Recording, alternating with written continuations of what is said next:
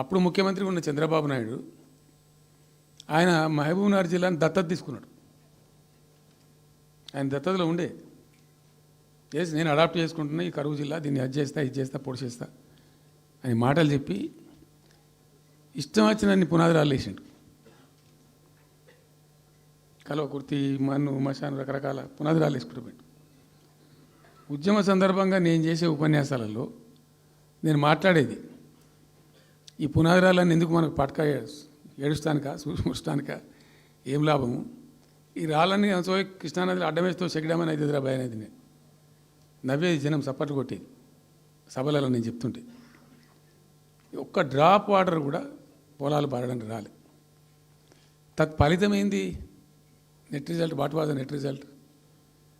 పాలమూరు జిల్లాలో ప్రతి తాలూకా కేంద్రం అంటే ప్రతి నియోజకవర్గ కేంద్రం నుంచి వలసలు పోవడానికి ప్రజలు ప్రతి బొంబాయి నుంచి bus, Narayanpet Bombay bus, Wanaparthy Bombay bus, ఇంచుమించు అన్ని తాలూకాల నుంచి బొంబాయికి డైరెక్ట్గా బస్సు.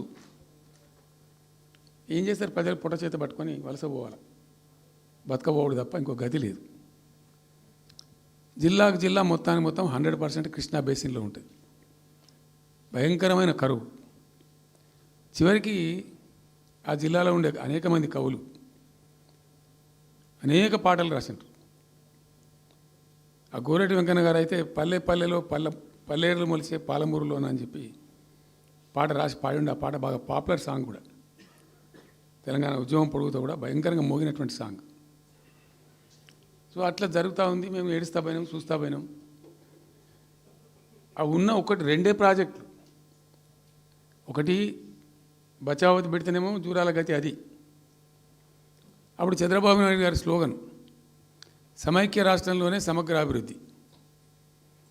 నేను ప్రథమ మహాసభకు పాలమూరు జిల్లాకు పోయినా, మహబూబ్నగర్ టౌన్లో పెట్టాం. పెద్ద భారీ మీటింగ్ జరిగింది. దాదాపు 70,000 మంది వచ్చిండ్రు. ఆ మీటింగ్లో నాకు బాగా కోపం వచ్చి, ఏమయ్యా చంద్రబాబు నాయుడు, అప్పటికి ఏంటంటే కర్ణాటకకి కొంత ముంపు ప్రాంతం ఏమిటి దూరాల ప్రాజెక్టులో ఏంటంటే కొద్ది ముంపు ప్రాంతం కర్ణాటక రాష్ట్రంలో ఉంటుంది. ఒక 13 కోట్ల రూపాయల వరకు కాంపెన్సేషన్ కట్టాల్సి ఉండి కట్టడు, ₹1 కట్టడు.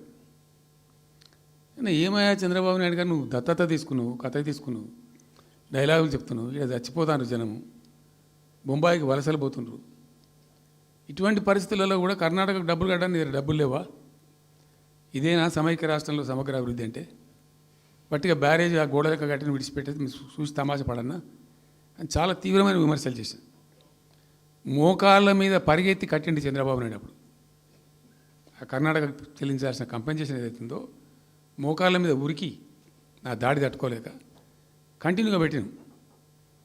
దాని తర్వాత చంద్రబాబు నాయుడు పార్టీకి సంబంధించిన ఎమ్మెల్యేనే ఆర్డీఎస్ దగ్గర బాంబులు పెట్టి పేల్చేయడం, అది మీ అందరికీ కూడా తెలుసు. బాంబులు పెట్టి పేల్చడం 2 సార్లు 3 సార్లు పేల్చారు.